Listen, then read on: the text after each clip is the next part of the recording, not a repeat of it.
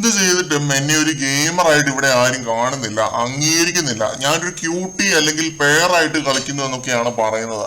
ഇന്ന് സിജോ എന്നോട് പറഞ്ഞു ഞാൻ റിയാക്ട് ചെയ്യുന്നില്ല, സൈലന്റ് ആണ്, സേഫ് പ്ലേ നടത്തുന്നു എന്നൊക്കെ പറഞ്ഞിട്ട് കുറെ കാര്യങ്ങൾ കൺഫെഷൻ റൂമിൽ വെച്ച് പറഞ്ഞു. ക്യൂട്ട്നെസ് മാത്രം കാണിച്ചു നിൽക്കുന്നു എന്ന് പറഞ്ഞു.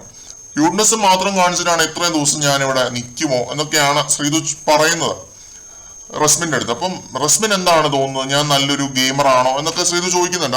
അപ്പൊ റസ്മിൻ പറയുന്നു, നീ മിക്കപ്പോഴും റിയാക്ട് ചെയ്യാറില്ല, ആവശ്യമുള്ള കാര്യങ്ങൾക്ക് പോലും ചിലതിന് നീ റിയാക്ട് ചെയ്യാറില്ല, എല്ലാ കാര്യത്തിനും റിയാക്ട് ചെയ്യണമെന്ന് വലിയ നിർബന്ധമൊന്നും ഇല്ലല്ലോ, അപ്പം നീ അടിപൊളിയായിട്ട് പോകുന്നുണ്ട് എന്നിങ്ങനെ രീതിയിൽ റസ്മിൻ പറയുന്നു. പിന്നെ ശ്രീതു വീണ്ടും പരാതി പറയുന്നുണ്ട് കേട്ടോ, എന്നെ അംഗീകരിക്കില്ല എന്നൊക്കെ പറഞ്ഞിട്ട് ഭയങ്കര വിഷമം പറയുന്നുണ്ട് റസ്മിന്റെ അടുത്ത്. ഇതിൽ എനിക്ക് തോന്നുന്ന ഒരു കാര്യം, ശ്രീതുവിന് ലാംഗ്വേജ് ഒരു വലിയ പ്രശ്നമാണ്. അത് കാരണമാണ് പലതും പറയാൻ പറ്റാത്തത്. പറയുമ്പോൾ മീനിങ് മാറിപ്പോകുന്നുണ്ട്.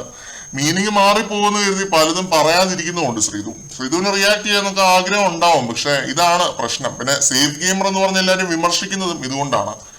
ശ്രീതുവിന്റെ പ്രേക്ഷക പിന്തുണയ്ക്കുള്ള കാരണവും ഒരുപക്ഷെ ഈ ഒരു സേഫ് ഗെയിം ആയിരിക്കും. നല്ല കുട്ടി, പാവം, ആ ഒരു ഇമേജ് ഉണ്ട് ശ്രീതുവിന് പുറത്ത്.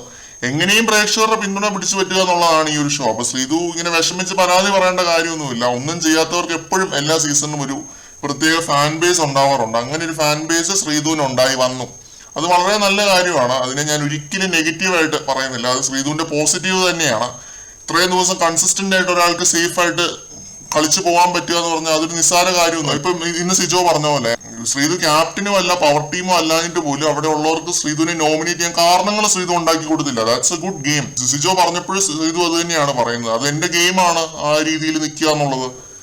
അതാണ് എനിക്കും ഈ ഒരു കാര്യത്തിൽ തോന്നുന്നത്. കൂടുതൽ അപ്ഡേറ്റുകളുമായിട്ട് വീണ്ടും കാണാം.